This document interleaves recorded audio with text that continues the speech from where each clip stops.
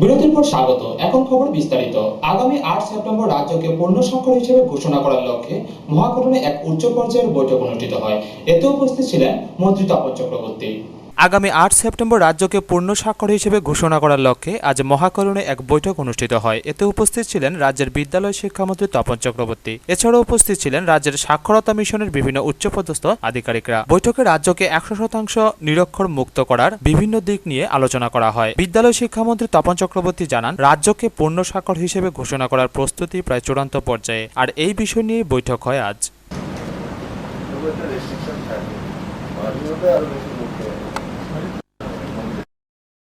Bureau report, খবর ত্রিপুরা।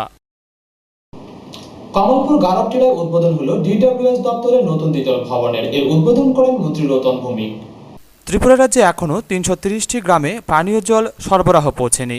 আমরা ট্যাঙ্কারের সাহায্যে জল পৌঁছানোর ব্যবস্থা করি। আগামী কিছুদিনের মধ্যে পাইপলাইনের মাধ্যমে বিশুদ্ধ জল গ্রামে গ্রামে পৌঁছে দেব। বক্তা পানীয় জল স্বাস্থ্যবিধান দপ্তরের মন্ত্রী রতন ভৌমিক। গতকাল কমলপুর মহকুমা গারোটিলায় অবস্থিত ডিডব্লিউএস দপ্তরের নতুন দ্বিতল পাকা ভবন উদ্বোধন করে প্রধান বক্তার ভাষণে একথা বলেন মন্ত্রী রতন ভৌমিক। পানীয় জলের সুযোগ প্রদান করব এবং এটা ঠিক, আমরা দীর্ঘদিন ধরে এই কাজটা করছি।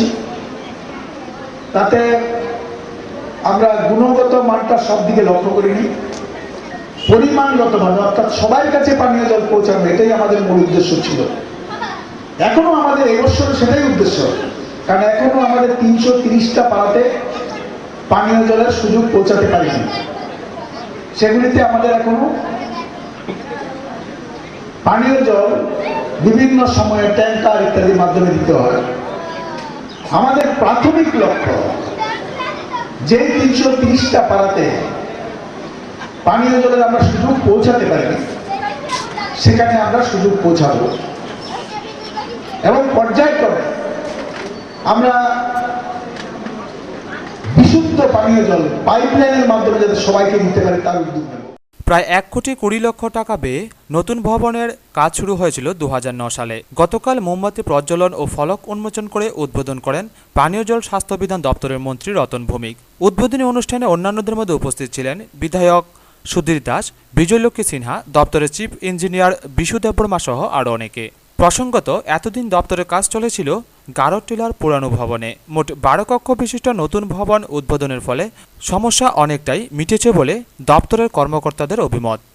কমলপুর থেকে রূপালী চক্রবর্তীর রিপোর্ট, খবর ত্রিপুরা। ঈদের বাকি আর মাত্র ৬ দিন, এখনো জমে ওঠেনি সোনামুড়া বাজার। অভিযোগ চিটফান্ডের প্রতারণার বিরুদ্ধে। চলছে রমজান মাস। সংখ্যালঘু মুসলিম অংশের জনগণের এটি পবিত্র মাস হিসেবে বলা হয়। চাঁদ দেখা গেলে আগামী শুক্রবারে হবে ঈদ উল ফিতরের নামাজ। এরই মধ্যে সংখ্যালঘু অধ্যুষিত সোনামুড়া বাজারে ঈদের কেনাকাটায় অনেকটা ভাটা পড়েছে, যা সোনামুড়ায় দীর্ঘ সময়ের ইতিহাস বলে। যার একটাই মূল কারণ, চিটফান্ডগুলোর দ্বারা প্রতারিত গ্রাহকরা ৩১ জুলাই আমানতকারীদের টাকা ফেরত দেওয়ার কথা থাকলেও তা করেনি। বাস্তবে প্রশাসনিক আইনকে উপেক্ষা করে বিভিন্ন অজুহাতে গ্রাহকদের কাছ থেকে উল্টো আমানত সংগ্রহ করে যাচ্ছে। আর রমজানের ঈদে এ ভাটা কবে কাটবে তা নিয়ে মহকুমাবাসীর মধ্যে রয়েছে গুঞ্জনও। বিভিন্ন ব্যবসায়ীদের অভিযোগ, অন্যান্য বছর বাজারে তিল ধারণের ব্যবস্থা না থাকলেও এবছর বাজার প্রায় ফাঁকা। প্রায় ১০০% মানুষ চিটফান্ডে তাদের টাকা সঞ্চয় করলেও বর্তমানে তারা তাদের টাকা ফেরত পাচ্ছে না। তাই মানুষের হাতে টাকা না থাকার দরুন মানুষের মুখে ঈদের উৎসাহটাও তেমন লক্ষ্য করা যাচ্ছে না। তাদের আরও অভিযোগ, গত প্রায় ৩০ বছরের মধ্যে এমন অবস্থা দেখা যায়নি সোনামুড়া বাজারে। বিভিন্ন চিটফান্ড সংস্থাগুলো মানুষের টাকা ফেরত দিতে তালবাহানা করছে বলেও অভিযোগ। এছাড়া এবছর সোনামুড়া শহরে নতুন করে বেশ কয়েকটি শপিং মল গড়ে উঠেছে। লক্ষ লক্ষ টাকা খরচ করে মলগুলিতে পণ্য সামগ্রী তোলা হলেও ক্রেতা না থাকায় তারা ব্যাপক সমস্যার সম্মুখীন হয়েছে। সব মিলিয়ে ঈদের ৬ দিন বাকি থাকলেও শাড়ি থেকে কসমেটিক প্রায় সর্বত্রই বাজার ক্রেতা শূন্য সোনামুড়ায়। আর এর অন্যতম কারণ বিভিন্ন চিটফান্ড সংস্থাগুলির আমানতকারীদের সঙ্গে প্রতারণা। নাসরিন আক্তার লিজার রিপোর্ট, খবর ত্রিপুরা। আবারও নিয়ে নিচ্ছে ছোট্ট বিজ্ঞাপন বিরতি, সঙ্গে থাকুন।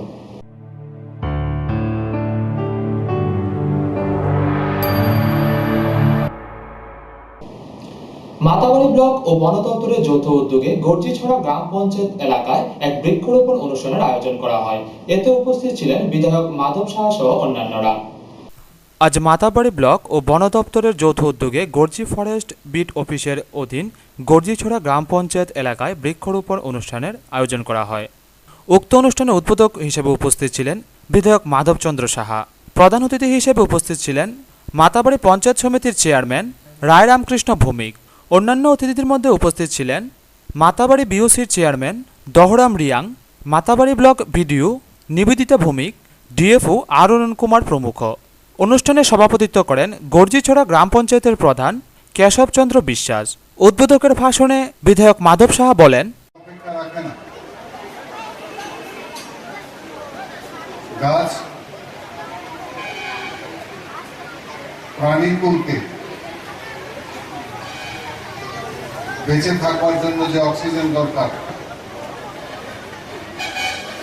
এই অক্সিজেন সরবরাহ করে থাকে। গাছ না থাকলে প্রাণের অস্তিত্ব থাকবে।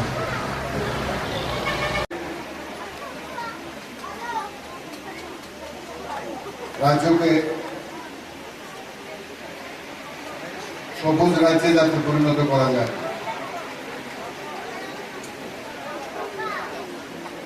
প্রতিটি শহরকে সবুজায়ন করবার জন্য আমাদের দপ্তর চেষ্টা করছেন সকল মানুষের সহযোগিতা। আজকের এই অনুষ্ঠানে সকল অংশের জনগণের উপস্থিতি ছিল লক্ষণীয়। উদয়পুর থেকে বাণীব্রত দত্তের রিপোর্ট, খবর ত্রিপুরা। আচার্য প্রফুল্লচন্দ্র রায়ের জন্মদিন উপলক্ষে রাজধানীর কুঞ্জবনস্থিত আচার্য প্রফুল্লচন্দ্র রায় স্মৃতি বিদ্যা মন্দিরে এক বিশেষ অনুষ্ঠানের আয়োজন করা হয়। এতে উপস্থিত ছিলেন মন্ত্রী বিজিতা নাথ। আজ আচার্য প্রফুল্লচন্দ্র রায়ের জন্মদিন উপলক্ষে এক বিশেষ অনুষ্ঠানের আয়োজন করে রাজধানীর কুঞ্জবনস্থিত আচার্য প্রফুল্লচন্দ্র রায় স্মৃতি বিদ্যা মন্দির। দুপুর 12টায় অনুষ্ঠিত এই অনুষ্ঠানের উদ্বোধন করেন রাজ্যের বিজ্ঞান প্রযুক্তি ও পরিবেশ দপ্তরের মন্ত্রী বিজিতা নাথ। এছাড়াও উপস্থিত ছিলেন বিদ্যালয়ের প্রধান শিক্ষক সহ অন্যান্য শিক্ষক শিক্ষিকারা। অনুষ্ঠানে বিজ্ঞানী প্রফুল্লচন্দ্র রায়ের জীবন ও কাজ নিয়ে ছাত্রছাত্রীদের সামনে আলোচনা করেন বিজ্ঞানী পূর্ণেন্দু কান্তি দাস। তারপরের বছর স্বামী বিবেকানন্দ, তারপরের বছর স্যার আশুতোষ মুখার্জি এবং কিছু পরে মহাত্মা গান্ধী। আমরা প্রায় এই যে মনীষীদের কথা বলা হলো তাদের জন্মদিবস পালন করি। প্রথমেই প্রশ্ন উঠতে পারে, কেন আমরা সেগুলো পালন করি, কি দরকার আছে? কারণ এদের চরিত্রে আমাদের বাঙালিদের একটা দুর্নাম আছে, আমরা ব্যবসা বা ইন্ডাস্ট্রির ব্যাপারে আমরা বিমুখ। আমরা শুধু ইংরেজের আমল থেকে ছাপোষা কেনা নিয়ে আমরা এই একজন মনীষী আচার্য যাকে আমরা ভুলতে বসেছি। এই ধরনের ওনার জন্মদিনে, ওনার জন্মদিন উদযাপন করে ওনার চিন্তা ভাবনা, ওনার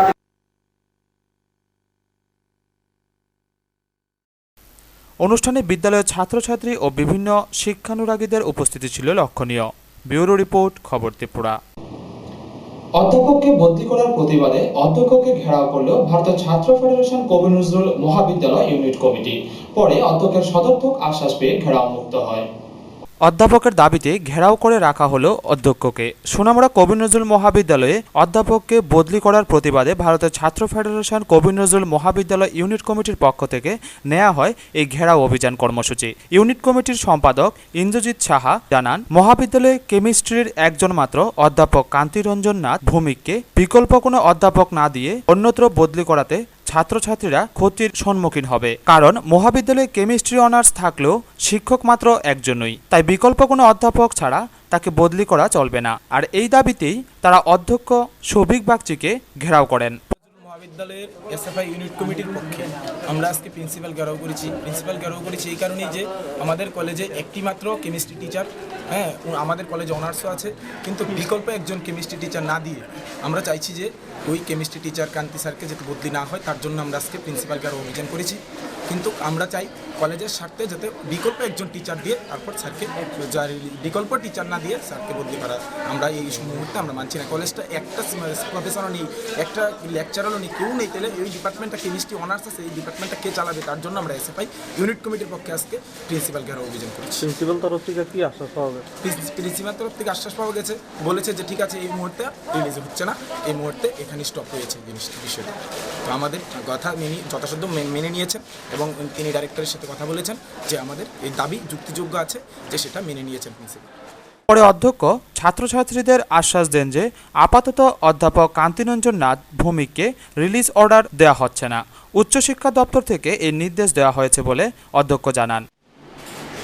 আমাদের কলেজ থেকে কান্তিরঞ্জন নাথ ভৌমিক যিনি রয়েছেন অ্যাসিস্ট্যান্ট প্রফেসর, তাকে ডেপুটেশনে পাঠানো হয়েছিল, অর্ডারও এসেছিল। সেই অর্ডার মোতাবেক রিলিজ অর্ডার আমরা তৈরি করছিলাম, কিন্তু উপস্থিত আমরা করতে পারিনি। আমি সংবাদটা কনভে করে দিয়েছি, এখানকার যে ক্রাই এবং স্টুডেন্টরা আমার কাছে জানিয়েওছে, আমি সেগুলো জানিয়েছি হায়ার এডুকেশনকে। হায়ার এডুকেশনের ডাইরেক্টর বাই টেলিফোন আমাকে বলেছেন যে আপাতত তাকে রিলিজ দেবেন না, আমরা ব্যাপারটা নিয়ে দেখছি, এই অবধি হয়ে আছে। সুতরাং যেহেতু উনি বলেছেন এই মুহূর্তে আর রিলিজ দেওয়ার ব্যাপারটা এই মুহূর্তে অন্তত থাকছে না, আমরা পরবর্তী নির্দেশের জন্য অপেক্ষা করব। এদিকে ছাত্রছাত্রীদের অভিযোগ, দীর্ঘদিন ধরেই মহাবিদ্যালয় থেকে বিভিন্ন বিষয়ের অধ্যাপক সরিয়ে নেওয়া হলেও নতুন করে কোনো অধ্যাপক দেওয়া হচ্ছে না। ছাত্রছাত্রীদের আরও দাবি, অবিলম্বে যদি মহাবিদ্যালয়ে পর্যাপ্ত অধ্যাপক না দেওয়া হয় তাহলে তারা বৃহত্তর আন্দোলনে যাবে। সুকান্ত বর্মনের রিপোর্ট, খবর ত্রিপুরা।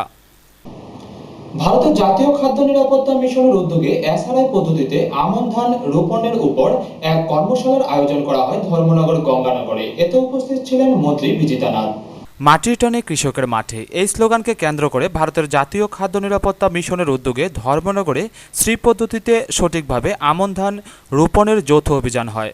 ধর্মনগরের অন্তর্গত গঙ্গানগর মাঠে এই অভিযান হয়। এই অভিযানে কৃষকদের হাতকলমে শেখানো হয় কিভাবে শ্রী পদ্ধতিতে চাষ করা হয়। সমাজ কল্যাণ দপ্তরের মন্ত্রী শ্রীমতী বিজিতা নাথ, উত্তর ত্রিপুরা জেলার জেলা সভাধিপতি হাসি ভট্টাচার্য, পানিসাগর কৃষি মহকুমা অধিকর্তা অমরেন্দ্র কর পুরকায়স্থ, সুকেশ নাথ প্রমুখ এই অভিযানে উপস্থিত ছিলেন। আগরতলা থেকে কৃষি দপ্তরের যুগ্ম অধিকর্তা তথা জাতীয় খাদ্য নিরাপত্তা মিশনের ডিরেক্টর বাহারুল ইসলাম মজুমদার এবং আরও 16 জন কৃষি বিজ্ঞানী এই অভিযানে এসে মাঠে নেমে কৃষকদের শিখিয়ে দেন কিভাবে শ্রী পদ্ধতিতে ধান চাষ করতে হয়। পানিসাগর মহকুমার কৃষি দপ্তরের এক অফিসার সুব্রত সরকার বলেন, ভারত সরকারের জাতীয় খাদ্য নিরাপত্তা মিশনের প্রকল্পকে বাস্তবে কাজে লাগিয়ে এসআরআই পদ্ধতিতে কিভাবে চাষ করতে হবে তার জন্য গঙ্গানগরের এই 16 হেক্টর জমিতে কৃষকদের হাতে কলমে শেখানো হবে। আজকে আমাদের এখানে গঙ্গানগর পানিসাগর কৃষি মহকুমার অন্তর্গত এখানে একটা বিরাট মাঠ, যেখানে টোটাল 16 হেক্টর জমিতে আমরা জাতীয় খাদ্য সুরক্ষা মিশন ভারত সরকারের যে স্কিম, সেই স্কিমটাকে ইমপ্লিমেন্ট করার উদ্দেশ্যে আমাদের মিশন ডাইরেক্টর এখানে একটি প্রকল্প চালু করাচ্ছে। আমাদের এখানে শ্রী পদ্ধতিতে কিভাবে চাষবাস করা হবে, কি জিনিসগুলি ফলো করতে হবে, চারা কতটুকু হতে হবে, লাইনগুলি কতটুকু দূরত্বে হতে হবে এবং ঠিক কিভাবে চাষ করা লাগে, সেই জিনিসগুলি আমরা হাতে কলমে কৃষকদের এই মাঠে দেখিয়ে দেওয়ার জন্য, যাতে আমরা খাদ্যে স্বয়ংবর হওয়ার লক্ষ্যে এটাকে উৎপাদন বাড়াতে পারি। এই জন্য আজকে আমাদের এখানে আগরতলা থেকে কৃষি বিভাগের জাতীয় খাদ্য নিরাপত্তা মিশনের ডাইরেক্টর বাহারুল ইসলাম মজুমদার বলেন, কৃষক ও কৃষি দপ্তরের মধ্যে কোনো কারণে এক দূরত্ব সৃষ্টি হয়, যার ফলে বর্তমানে শ্রী পদ্ধতিতে ধানের ফলন কম হচ্ছে। তিনি বলেন, পূর্বে কানি প্রতি 30 থেকে 31 মণ ধান পাওয়া যেত, কিন্তু বর্তমানে 26 থেকে 27 মণ পাওয়া যায়। এইসব কারণে কৃষকদের সংশোধন করে উন্নত মানের কৌশল অবলম্বন করে কিভাবে ধানের ফলন আবার বেশি করা যাবে তার জন্য আজ হাতে কলমে কৃষকদের শেখানো হচ্ছে। আমরা কৃষি দপ্তর থেকে এই আমন সিজনে একটা বিশেষ কর্মসূচি নিয়েছি। সেই কর্মসূচিটার মূল উদ্দেশ্য হলো শ্রী পদ্ধতিতে যে বিভিন্ন ভাবে আমরা বিভিন্ন মহকুমায় চাষ করছি, আগের তুলনায় বর্তমানে কিছু ফলনের হার কানি প্রতি অনেক কমে গেছে এবং সেটার কোনো বিশেষ কোনো বৈজ্ঞানিক কোনো কারণ নেই, সেটা মাত্র একটু ছোটোখাটো ভুল বলুন বা গ্যাপ বলুন কৃষকদের তরফ থেকে বা কৃষি দপ্তরের তরফ থেকে, সেটা সংশোধন করলেই আমরা প্রথম দিকে যেখানে রাজ্যে 14,000 হেক্টর মাত্র শ্রী পদ্ধতি ছিল, তখন আমরা কানি প্রতি 31, 32, 30 পণ পেতাম, কিন্তু এখন আমরা 26-27 পণে চলে এসেছি। আমরা এই 26-27 পণ থেকে আবার 30 পণের উপরে যাওয়ার জন্য আমরা যেই সব ন্যূনতম সংশোধনীগুলি কৃষকদের মধ্যে আনা দরকার, যারা শ্রী পদ্ধতি করছেন বর্তমানে তারাও এই ভুলগুলি করছেন। এই আমন ধানের রোপণের মাধ্যমে এবং চারা বেটি তৈরির সময় কী কী সংশোধন দরকার সেগুলি আমরা হাতে কলমে কৃষকদেরকে দেখিয়ে দিচ্ছি এবং তাদেরকে উৎসাহিত করছি ঠিকভাবে করার জন্য। এবং এটা আমাদের মূল লক্ষ্য। আমরা রাজ্যে প্রায় খাদ্য স্বয়ংবরতার খুব কাছাকাছি আছি, কিন্তু আমরা যদি এই আগামী 1-2 বছরে যদি কানি প্রতি 30 পণের উপরে ধান উৎপাদন নিয়ে যেতে পারি, তাহলে আমরা 1-2 বছরের মধ্যে খাদ্যের স্বয়ংবরতা অর্জন করতে পারি। ব্যুরো রিপোর্ট, খবর ত্রিপুরা। আমবাসা মহকুমা শাসক টিঙ্কুমার ডার্লংয়ের নেতৃত্বে এক প্রশাসনিক দল আমবাসায় 6টি চিটফান্ড সংস্থায় অভিযান চালায়। আজ আমবাসা মহকুমা শাসক টিঙ্কুমার ডার্লংয়ের নেতৃত্বে আমবাসায় মোট 6টি চিটফান্ড সংস্থায় হানা দেওয়া হয়, যার মধ্যে রয়েছে সাহারা, রোজভ্যালি, পিনাকন, মন্ডল, সানপ্ল্যান্ট, ওয়ারিশ প্রমুখ। প্রত্যেক চিটফান্ড সংস্থাকে আগামী 2 থেকে 3 দিনের মধ্যে সমস্ত নথিপত্র মহকুমা শাসকের নিকট জমা দেওয়ার জন্য বলা হয়েছে। তৎসঙ্গে কোনো প্রকার আমানত সংগ্রহ করা যাবে না। আমানতকারীদের পাওনা টাকা ফেরত দেওয়ার জন্য বলা হয়েছে। শুধু তাই নয়, রোজভ্যালিকেও টাকা সংগ্রহ না করার জন্য বলেন মহকুমা শাসক। অভিযানে ছিলেন ডিসিএম পরিতোষ দেববর্মা, প্রদীপ ভৌমিক প্রমুখ। 6টা এজেন্সি আর 2-3টা তো বন্ধ পেলাম আমরা, সানপ্ল্যান্ট, বেসিল এবং ওয়ারিশ। 31 জুলাইয়ের পর্যন্ত তাদের ট্রানজ্যাকশন সমস্ত আমরা এখন ভেরিফাই করব এবং ওনাদেরকে বলা হয়েছে যে যেন কোনো ডিপোজিট দেওয়া না হয় এবং পেমেন্ট যেন রেগুলারাইজ করে এবং আমানতকারীদের আমরা ইস্যুর করতে চাই যেন ওনারা টাকা ওনাদের জমা ফেরত পান।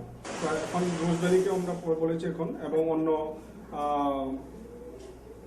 2টা যেটা আমরা খোলা পেয়েছি ওনাদেরকে বলেছি MMCO না, ওনাদেরকে আমরা নির্দেশ দিয়েছি আপাতত যেন সেটা আমাদের এখান থেকে ক্লিয়ারেন্স না হলে যেন কালেকশন না করা হয়। আমরা ওনাদের রিপোর্ট আমরা পাবো এই 2 দিনের ভিতরে। আমি বলেছি ওনাদের রিপোর্ট ডিটেল যেন আমাদেরকে সাবমিট করে, অ্যাকর্ডিংলি আমরা স্টেপ নেব।